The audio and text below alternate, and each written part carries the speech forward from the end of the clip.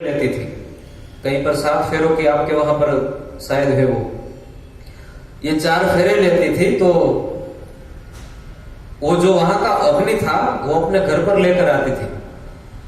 फिर अपने वो जो चूल्हा हो उसके चूल्हा के अंदर वो अग्नि रख देती थी और उन्हीं को जब तक वो मरे नहीं तब तक वो उस चूल्हे की अग्नि को हमेशा के लिए प्रज्वलित रखती थी। शाम की जो रसोई पक गई तो वो जो राख भस्म होती है उनसे ही वो चूल्हे की आग को ढक देती थी। दूसरे दिन फिर से वो धीरे धीरे से वो निकाले और फिर से चूल्हा प्रकट करती थी। जब वो उसका अंतिम श्वास छूट जाए, अंतिम श्वास उसका पूरा हो जाए, जब वो बहन की मृत्यु होती थी उस वक्त वहां से वो ही चूल्हे में से अग्नि को लेकर स्मशान में लेकर जाते थे और उनको वहां से अग्निदाह देते थे। यानी कि जो उनकी शादी का जो अग्नि आया था वो फिर उनके साथ जाता है मरने के बाद।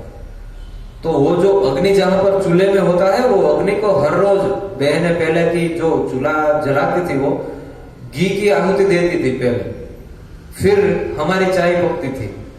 पर अब तो ये थोड़ा सा चेंजेस हो गया, तो सुबह में बेड टी चाहिए होती है।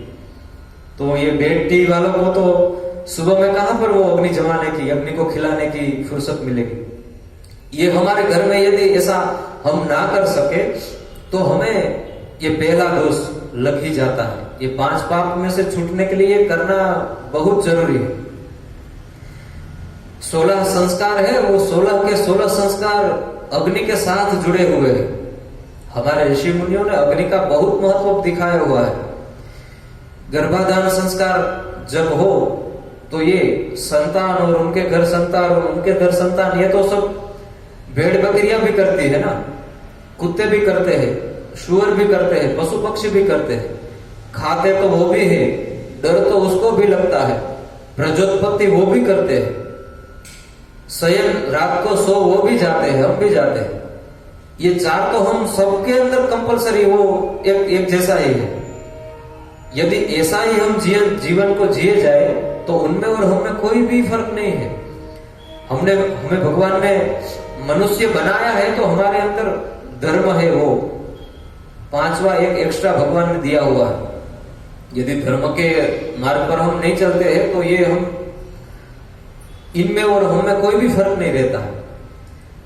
गर्भाधान संस्कार जब हो तो उसके पहले मुहूर्त देखा जाता था कि मुझे अब संतान चाहिए, पंडित जी कोई ऐसा मुहूर्त दे कि किस वक्त हम प्रजोत्पत्ति के लिए एकत्रित हो, तो वो उस वक्त उनका मुहूर्त दिया जाता था और ब्राह्मण को बाहर बिठाकर उनके घर के अंदर यज्ञ करवाया जाता था और यज्ञ के द्वारा, मंत्रों के द्वारा वो जो गर्भाधान संस्कार हो और उनके द्वारा जो संतान प्राप्त हो, वो संतान शास्त्र में और धर्म में श्रद्धा रखने वाला होता था। वरना हमारे गुजराती में कहते हैं ભીખુદાન ભાઈ ગઢવી કે અવેડાના ડાટા કાઢે એવો દીકરો થાય। એટલે એ પછી આવા થાય જે આ આપણા સંસ્કારો ભૂલી જાય ને પછી આ થાય છે।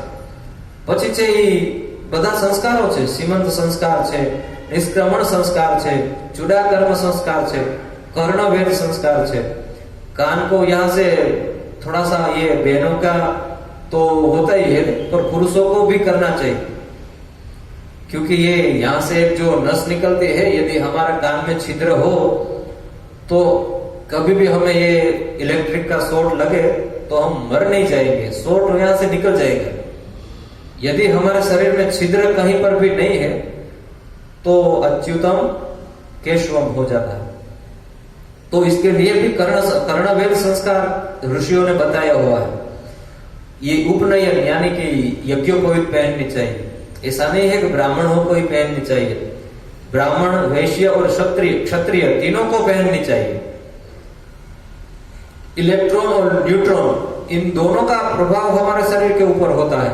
ये जब हम यहाँ पर रखते हैं और कान के ऊपर चढ़ाते हैं ना तो उनसे भी हमारे शरीर में कितने ही फायदे होते। तो ये यज्ञोपवीत संस्कार भी होता था, ये भी महत्व का है।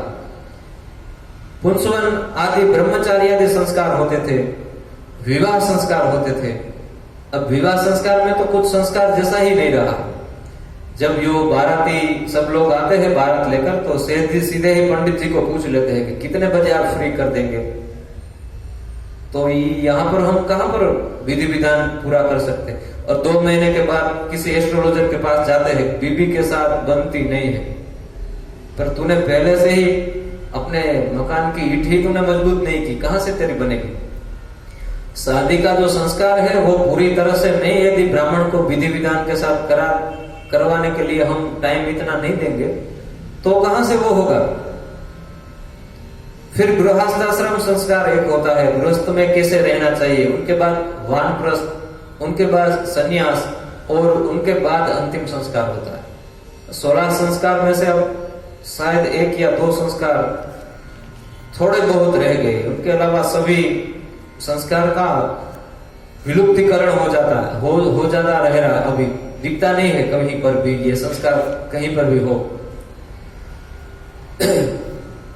इनके बाद एक अध्याय के अंदर जो कुछ भी इच्छित वस्तु की प्राप्ति करनी हो तो उसके लिए ब्राह्मण को ही दान देना चाहिए, ऐसा यहां पर लिखा हुआ है। और जब भी ब्राह्मण को दान करें तो हम ऐसा नहीं बोलेंगे कि ये ब्राह्मण जी आपको, मैंने पंडित जी आपको दान किया। यदि हमें शिव के ऊपर हमारी श्रद्धा है तो हम बोलेंगे शिवार्पणमस्तु, मैंने ये शिव को दान किया।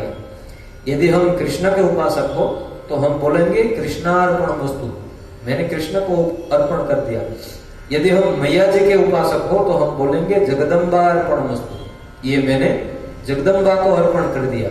तो इस तरह से थोड़ा सा ये एक अध्याय में दिखाया हुआ है कि किस तरह से दान करना चाहिए। पार्थिव लिंग यानी कि ये जो मिट्टी का लिंग बना हुआ हो, इनकी पूजा किस तरह से की जाए, तो उनका थोड़ा सा यहाँ पर संक्षिप्त में वर्णन है कि पार्थिव लिंग के हर रोज के लिए 16 उपचार से पूजा करनी चाहिए। पूजा के अंत में भगवान शिव के जप तो होने ही चाहिए, भगवान शिव को नमस्कार होना चाहिए। जप और नमस्कार ये 2 चीजें करने से हमें भोग भी मिलते हैं और मोक्ष भी मिलता है। भोग यानी कि हम जो कुछ भी इच्छा करें कि मुझे ये चाहिए तो वो हमें मिल जाता है, और मोक्ष यानी कि भगवान का धाम मिल जाता है। जिनको इच्छित भोग चाहिए उनको गणपति की हमेशा के लिए उपासना करनी चाहिए। जिनको संतान चाहिए उनको अग्नि की उपासना करनी चाहिए, उसको यज्ञ करना चाहिए। जिसको अपने इष्ट की सिद्धि चाहिए उनको भी अग्नि की उपासना करनी चाहिए। जो इनका पाप नाश हो जाए ऐसा कोई चाहता हो तो उनको भी अग्नि की उपासना करनी चाहिए। जो कुछ भी चाहिए तो उनके द्वारा अग्नि की उपासना और भगवान शिव जी की उपासना करने से उन सभी फल की प्राप्ति हो जाती है। और उसके बाद एक अध्याय में लिंग कितने प्रकार की होती है वो बताया हुआ है। मेन तो 5 उसके लिंग है। स्वयंभू लिंग होती है, बिंदु लिंग होती है, स्थापित लिंग होती है, चर लिंग होती है और लता प्रकृति लिंग होती है। ये सब हम कथा कल के दिन देखेंगे। आज ये कथा को यहाँ पर हम विराम देंगे।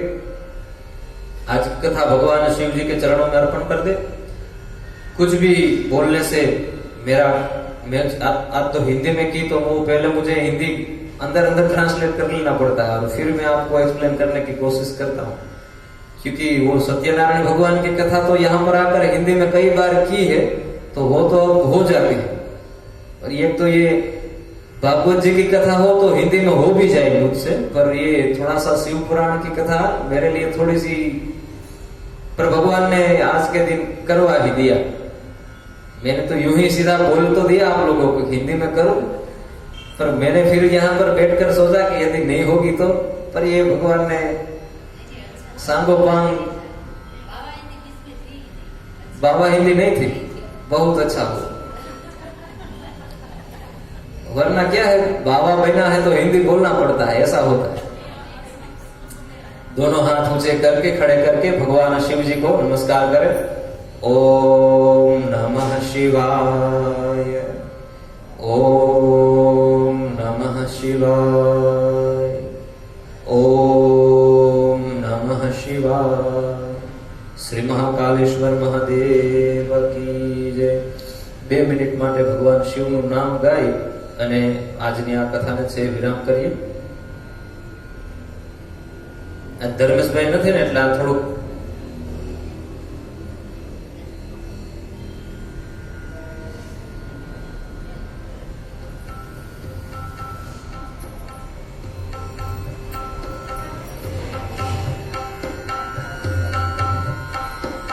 छे मंत्र महामंगलकारी।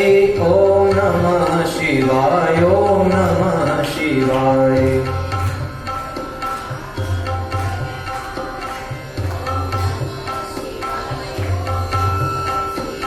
तमे नाम जपो ने नर नारी।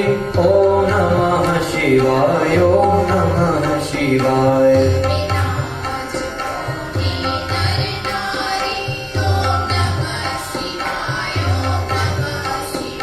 ओम नमः शिवाय, ओम नमः शिवाय, ओम हर हर भोले नमः शिवाय। ओम नमः शिवाय, ओम नमः शिवाय, हर हर भोले नमः शिवाय। महाकालेश्वराय शिव कालेश्वराय। महाकालेश्वराय शिव कालेश्वराय।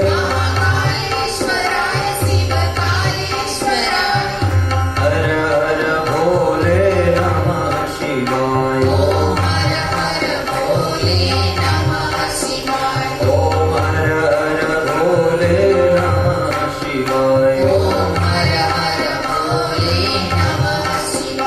ओम नमः शिवाय, ओम नमः शिवाय। हर हर भोले नमः शिवाय। महाकालेश्वराय शिव कालेश्वराय। महाकालेश्वराय शिव कालेश्वराय। हर हर भोले नमः शिवाय। ओम हर हर भोले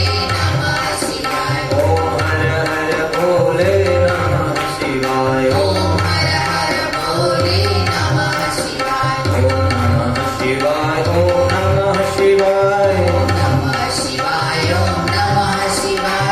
हर हर भोले नमः शिवाय। ओम हर हर भोले नमः शिवाय। ओम हर हर भोले नमः शिवाय।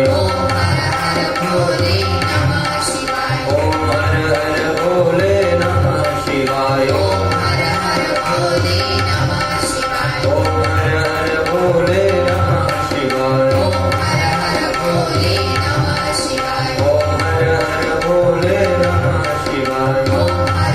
भोले नमः शिवाय। श्री महाकालेश्वर महादेव की जय। पवन तनय संकट हरणम मंगल मूर्ति रूप। राम लखन सीता सहित हृदय बसहु सुर भूप। श्यामल राम